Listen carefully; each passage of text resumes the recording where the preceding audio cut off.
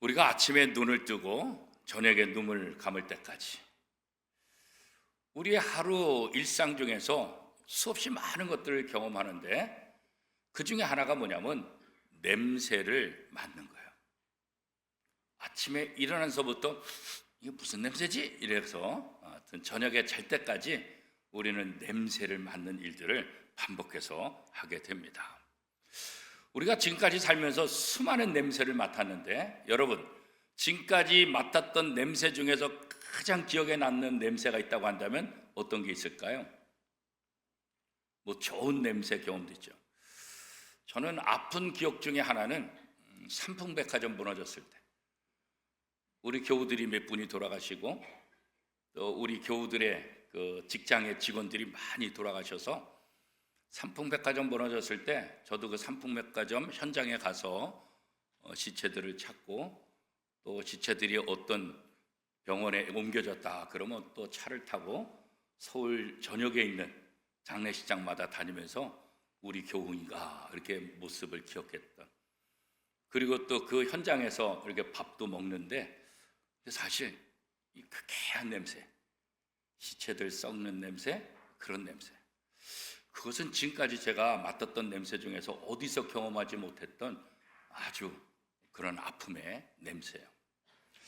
또 하나 좋은 냄새는 뭐냐면 어렸을 때 엄마 냄새, 그죠? 엄마 냄새. 이 아이들은 엄마 냄새가 있어요. 엄마 냄새. 제가 여동생이 있는데 여동생하고 저하고 연년생이에요. 그 여동생이 나서 엄마가 그 여동생과 함께 저 외갓집에 가서 이렇게 있고 저는 저 홀로 남아서 할머니하고 있는데, 옛날에는 뭐 이렇게 옷장들이 많이 있지 않고 또 벽에 옷걸이도 뭐 이렇게 요즘처럼 좋은 옷걸이가 없잖아요. 그냥 못 박아가지고 이렇게 하잖아요. 그런데 거기에 제가 할머니가 보니까 그 옷걸이에 옷을 바라보면서 하염없이 이렇게 쳐다보고 있더라는 거예요. 왜 그런 거 했더니 어머니 올람치마, 옛날에 올람치마 있잖아요. 그 올람치마 앞에 가서 그렇게 서 있더라는 거예요. 그 올람치마에서 엄마 냄새가 났는지 그랬다는 거죠. 그래서 그 얘기를 나중에 들었는데, 그렇구나, 이게 인지가 있든지 없든지 이 냄새, 그런 것들. 그래서 할머니 할아버지들도 보면 아기 냄새 너무 좋다고 그렇잖아요. 아기 냄새 너무 좋고 또 엄마 품에 있는 엄마 냄새, 이거 기억이 있고. 그래서 우리가 이 세상 살면서 이렇게 다양한 냄새들을 맡는데 그 냄새들을 맡을 때는 단순히 냄새만 맡는 것이 아니라 이 냄새를 통해서 과거에 내 삶에 그 냄새 때문에 있었던 사건들, 그런 행동들, 그런 역사적인 그런 것들도 우리가 다 경험하게 될 수 있다는 거죠. 그렇죠? 저를 굉장히 힘들게 하는 냄새들은 길거리 지나갈 때 음식 냄새, 참 괴롭혀요. 아내가 아니 금방 밥 먹고 또 그게 눈이 돌아가? 야, 저 순댓국 되게 맛있겠다. 저 찐빵 맛있겠다. 아, 저 떡볶이, 저 순대 진짜 맛있겠다. 그 냄새가 솔솔 나는데, 그래서 장사하는 사람들이 그런 음식을 할 때는 반드시 바깥으로 냄새를 뿜어나게 한다는 거예요. 이게 저 구석에서 만들면 모르잖아요. 그러니까 길거리에 냄새가 나가겠도록 후황을 틀든지 해가지고 냄새가. 그래서 길거리 지나가는 사람들이 그 냄새 맡고 맛있겠다. 그래서 좀 돌아볼 수 있도록.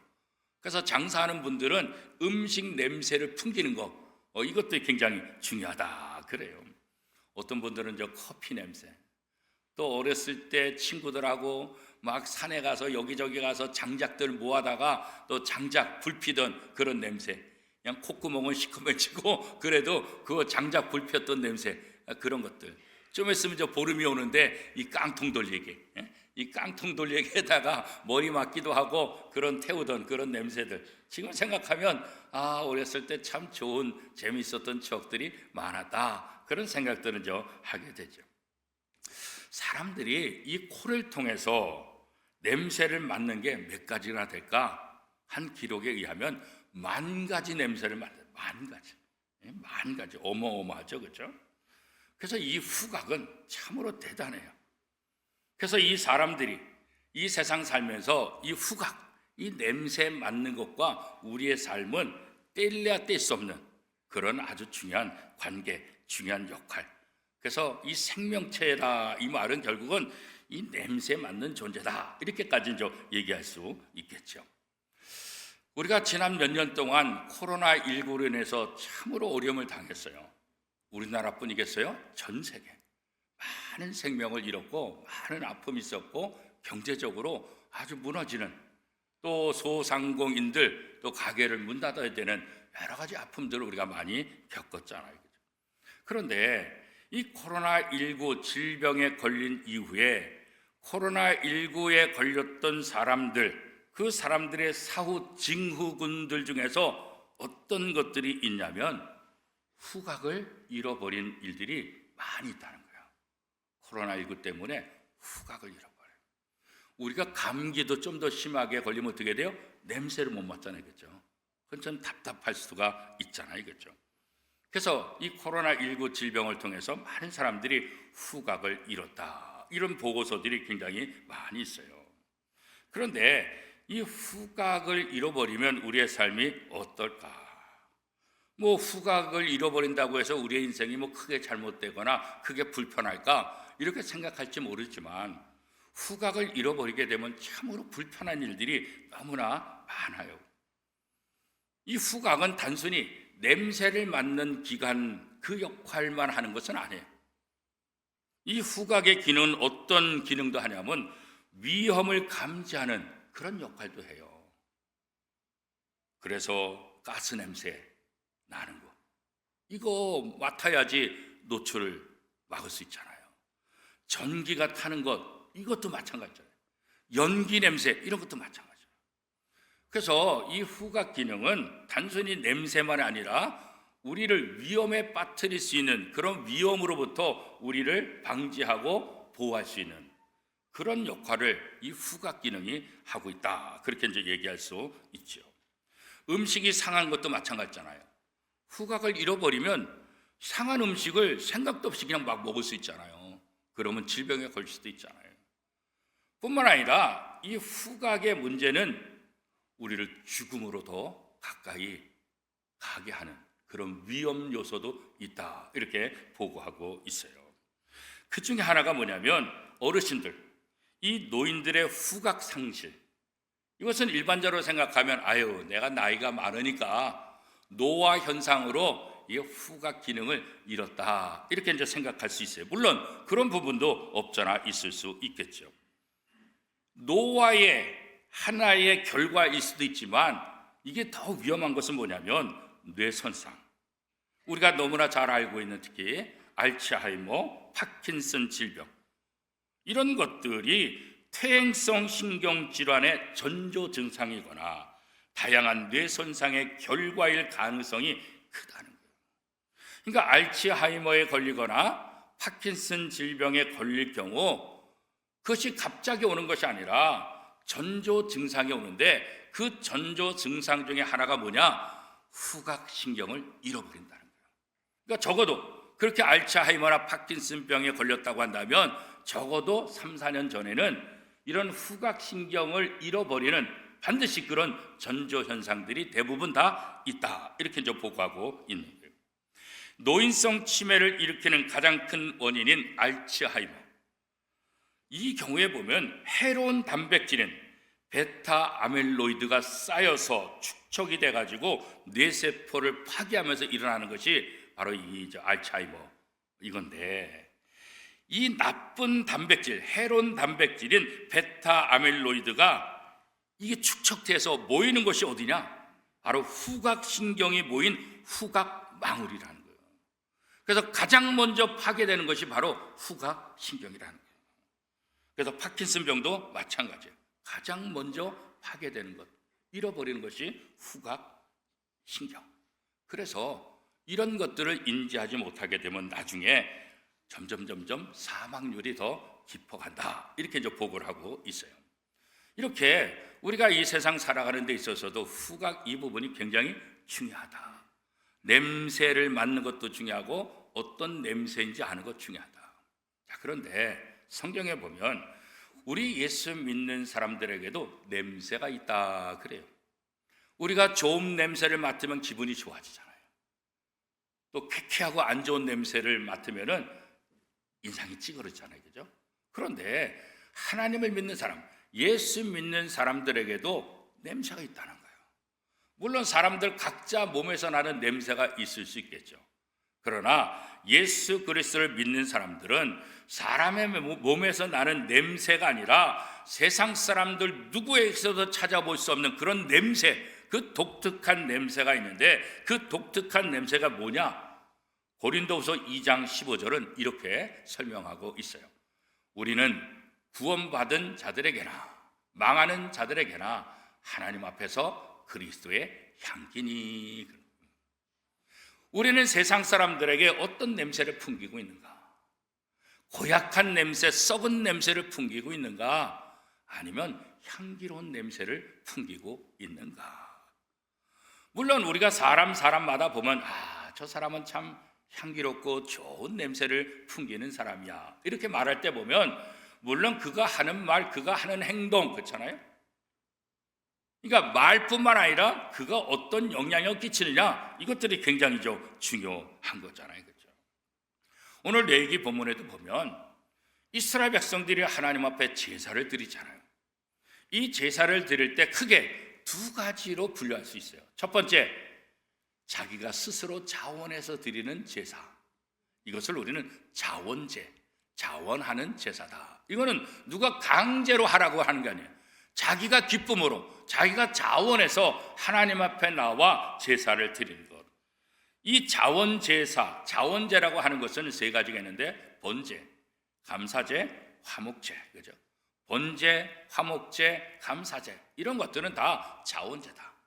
하나님 앞에 감사하는 마음을 갖고 자기 스스로 하나님 앞에 헌신하고자 할 때 이 번제, 화목제, 감사제를 하나님 앞에 드린다, 이렇게 얘기하죠.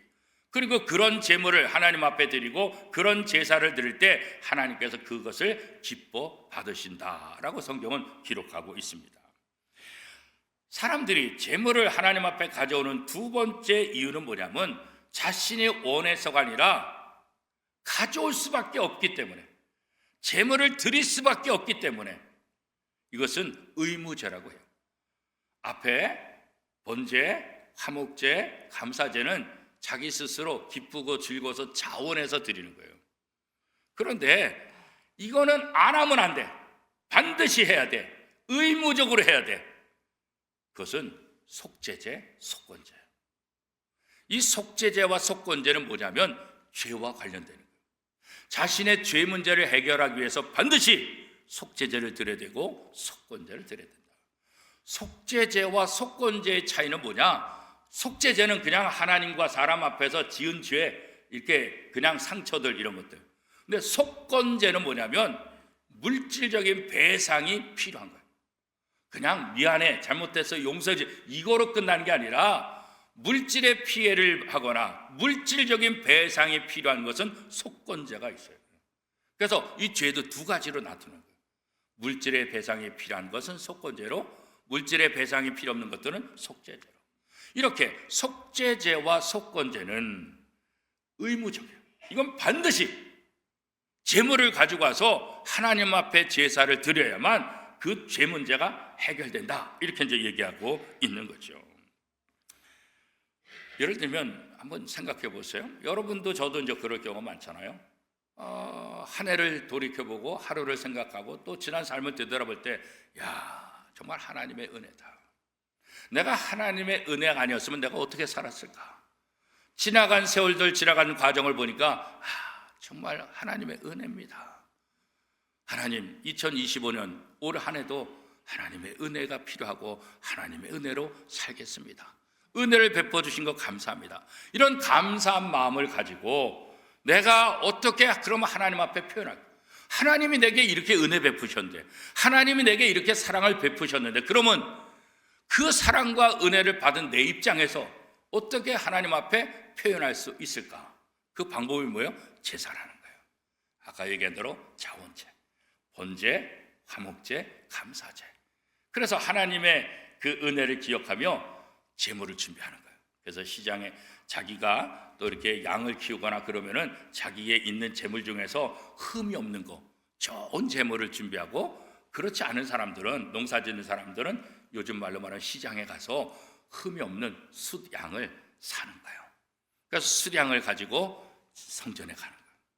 성전에 가서 이 제물을 가지고 가게 되면 이 제사 드리는 장소가 따로 있어요. 특별히 여자들은 그 당시에 들어가지 못하니까 이스라엘 남자들만 들어갈 수 있는 이스라엘의 뜰이 있어요. 그 뜰로 이 제물을 가지고 가면 제사장이 와서 묻는 거예요. 어떻게 오셨어요? 제사를 드리러 왔는데요, 제가 제물을 이렇게 갖고 왔습니다. 그러면 이 제물은 어떤 의미에서 이 제물을 가져왔습니까? 제가 하나님 은혜에 감사해서 하나님 앞에 헌신하고자 하는 마음으로 번제를 드리려고 이 제물을 가져왔습니다. 그러면 제사장이 그럽니까? 저를 따라오세요. 그러면 저 번제단이 있는 곳으로 제사장이 이 제물을 가져간 사람을 안내를 하는 거예요. 그럼 제단 북쪽으로 데려가고 거기에 보면 24개의 반차들이 매일 상번제를 드려요. 매일같이 하나님 앞에 이제 제물을 드리는. 그리고 또 한쪽에는 일반 제물들을 잡을 수 있는 장소가 있어요. 제사장들은 늘 제사하는 그런 역할들을 감당하고 있잖아요. 그것으로 데려간 제사장이 거기에서 제물을 가져온 사람이 그 제물을 잡을 수 있도록 장소를 제공해주고 또 칼을 준비해줘요. 그러면 자기의 헌신을 다짐하고 하나님의 은혜를 생각하는 사람이 그 제물의 머리에 안수를 하고 그 제물을 바닥에 눕히는데, 바닥에 눕힐 때 아무렇게나 눕히지 않아요. 이 제물, 숫양을 잡아왔으니까 숫양의 눈이 어디를 향하냐? 반드시 지성소를 향해야 돼요. 사진을 보면 이렇게 볼 수 있어요. 그죠? 이 제물의 눈이 아무데나 잡는 게 아니에요. 언제나 제물의 눈은 지성소를 향하게 돼 있어요. 이 지성소는 뭐예요? 하나님이 계시다는 상징적인 장소. 그래서 제물을 드릴 때 이 제물이 언제나 하나님을 바라보도록, 이 제물, 그러니까 아무렇게나 자기 마음대로 잡는 게 아니에요. 다 모든 것에 규정이 있고 그 규례대로 해야 되는 거예요. 그리고 이 제물을 가져온 사람이 제물의 목에 칼을 대요. 그리고 숨통과 기도를 이제 끊게 됩니다. 그렇게 되면 목에서 피가 솟구쳐 오르는데, 그때 제사장은 그릇을 가져다가 그 피를 담아요. 그리고 지난주에 말씀한 대로 성전 사방에 이 제단에서 이 피를 갖다가 뿌리는 역할은 누가 하냐? 바로 그건 제사장 역할이에요. 제물을 잡는 거는 제물을 가져간 사람이 하지만 이 제물의 피를 뿌리는 것은 제물을 가져간 사람이 하는 것이 아니라 제사장의 역할이다. 이렇게 분명히 기록되어 있어요. 그래서 이제 제사장이 그 피 뿌리는 예식을 거행하면 그 사이에 제물을 가져온 사람들은 제물의 가죽을 벗기고 이 제물을 10조각으로 이렇게 준비를 해요. 그리고 오늘 본문에 나와 있는 것처럼 내장과 다리도 정리하고 물로 깨끗이 씻어요. 그래서 흠없는 그런 제물로 하나님 앞에 드릴 수 있도록 그 준비를 하고 있는 거죠.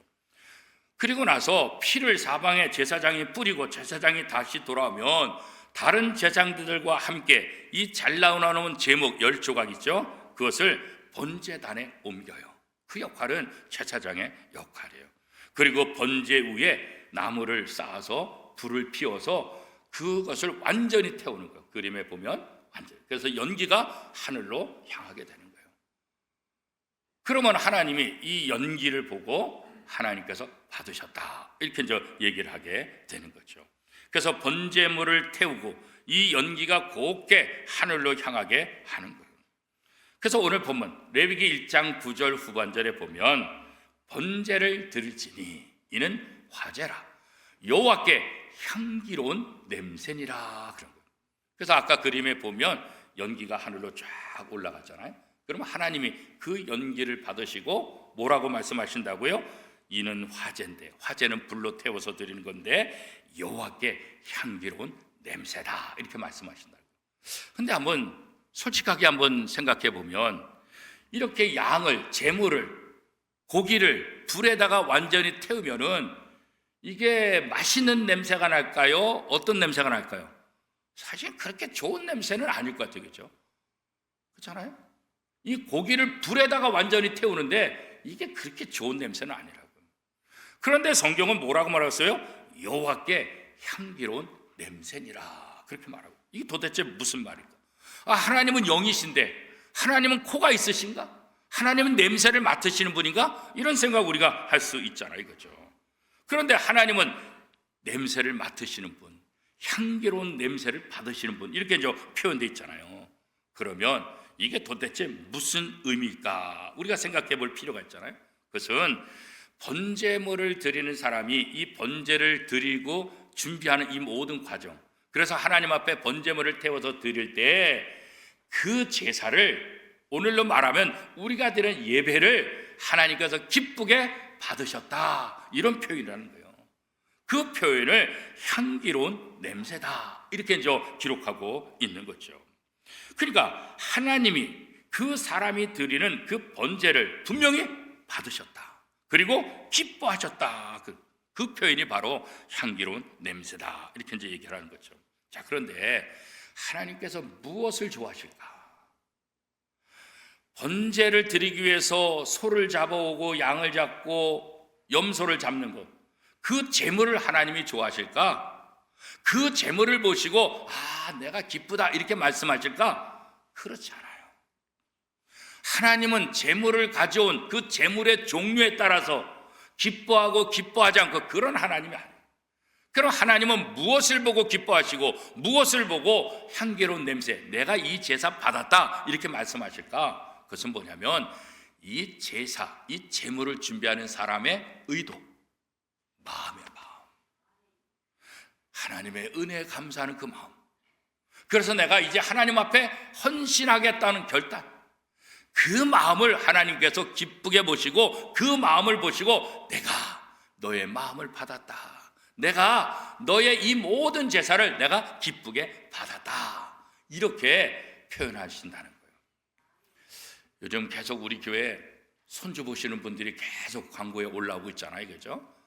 오늘도 또 외손주 봤다고 점심 식사 대접하신다고 광고가 났잖아요, 그죠? 이번 설 명절에도 보면 손주가 조금 큰 아이들은 세배한다고 하잖아요. 근데 세배 제대로 하겠어요? 띠뚱띠뚱하고 넘어지고 자빠지고 막 그러잖아요. 그래도 그거 보면 어떻게 해요? 막 너무 좋아하잖아요. 애가 조금 커가지고 아무것도 아닌데 할아버지 선물이요, 할머니 선물이요, 그리고 그 조그만 거 주면 그냥 할머니 할아버지는 그냥 완전히 그냥 넋이 빠져. 너무너무 좋아해. 왜? 그 선물이 비싼 거라 그럴까요? 아니. 그 선물이 비싼 건지 싼 건지 아무 상관이 없어. 그런 선물을 할머니 할아버지한테 준비했다는 것, 그 자체가 할머니 할아버지는 너무 기쁜 거예요. 선물 자체를 보고 기뻐하고 행복하는 것이 아니라 그 띠뚱띠뚱 넘어지면서 세배하는 그 모습, 그거 보고 그 아무것도 아닌 것 같지만 조그만 선물 그거 준비해서 할머니 할아버지한테 드리는 그 마음, 그 갸륵한 마음, 그거 보고 아이고 내 새끼 하고 기뻐하고 즐거워하는 그 모습, 하나님도 똑같다는 거예요. 하나님도 우리가 황소를 드렸냐, 우리가 염소를 드렸냐, 우리가 큰 양을 드렸냐, 물론 이것도 중요하지만 하나님은 진짜 마음이 어디에 있느냐, 이 제물의 종류나 제물의 양에 따라서 하나님이 감동하고 안 감동하고 그것이 아니라 이 제물을 준비하기까지 정성된 그 마음, 하나님 앞에 헌신하고자 하는 그 마음, 하나님은 바로 그 마음을 보신다. 하나님은 사람을 외모로 판단하지 않고 중심을 보시는 분이시다, 그렇게 말씀하고 있잖아요, 그죠? 그러니까 오늘 향기로운 냄새다, 이 말은 그 제물을 받으시는 것이 아니라 그 제물을 준비한 누구를 받는 거예요? 그 사람을 받으신다, 그렇게 말씀하고 있는 거죠. 진정성, 어떤 진정한 마음이 있냐. 주일마다 이렇게 예배당에 올라오시는 성도들의 모습을 보면 참 마음이 기뻐요. 몸이 불편한데도 오늘도 보니까 다리에 이 기부스를 해가지고 또 교회 오시고 지팡이를 짚고 오시고 또 이런저런 모습으로 몸이 불편함에도 불구하고 성전에 올라오시는 그런 모습들을 보면 너무 마음이 기뻐요. 이렇게 성전을 찾아주시는, 또 추운 날씨임에도 불구하고 성전에 올라오는 우리 성도들의 발걸음을 보면 목사로서 너무 감사하고 너무 행복한 거야. 오늘의 이 예배가 정말 하나님 앞에 기쁨이 되고 하나님 앞에 온전한 예배가 되기를 정말 간절히 원하는 거죠. 그런데 우리가 이렇게 다양한 모습 속에서 예배당에 앉아 있는 것, 이것만 봐도 목사로서는 감사하죠. 그러나 더 중요한 것은 뭐냐면 우리의 마음이라는 거예요. 내가 어떤 의도를 가지고 여기 왔느냐, 어떤 마음을 가지고 왔느냐. 지난 한 주간 동안 세상에 살면서 그 하나님의 은혜에 감사하고, 그 하나님의 은혜에 감격하고, 그 하나님 앞에 다시 헌신하고자 하는 그런 마음이 우리 속에 있느냐, 아니면 아이고 오늘 안 나가면 아내한테 또 바가지 긁히니까 어쩔 수 없이 간다, 그런 마음으로 오냐. 오늘 예배당 안 가면 또 엄마 아버지한테 또 찍히니까, 예배당 안 가면 또 뭐 장로님이, 목사님이, 구역장이 또 전화 와서 왜 안 왔냐 이렇게 전화하니까 그거 듣기 귀찮아 가지고 예배당 나오냐, 그죠? 예배당 나온 거 참 잘하셨지만 이왕이면 우리의 마음이 하나님을 향하고 하나님께 감사하는 마음을 갖고 예배 드린다고 한다면, 그런 우리의 모습을 보고 하나님께서 뭐라고 말씀하실까요? 여호와께 향기로운 냄새다, 그렇게 말씀합니다. 이제 우리의 신앙생활, 우리의 삶은 어떤 삶이 되냐? 우리가 의도, 우리의 중심이 언제나 하나님을 사랑하고 하나님을 향하는 마음으로, 우리의 삶 자체가 뭐예요? 향기로운 냄새, 향기로운 제물, 향기로운 예배, 삶이 되어야 된다는 거죠. 그러할 때 하나님이 우리의 모습을 보고, 그래, 오늘 내가 너의 예배를 기쁘게 받았다, 너의 예배를 보니까 정말 향기로운 냄새를 맡는 것과 같았더라, 이런 소리를 듣는 저와 여러분의 삶이 될 수 있기를 축복합니다.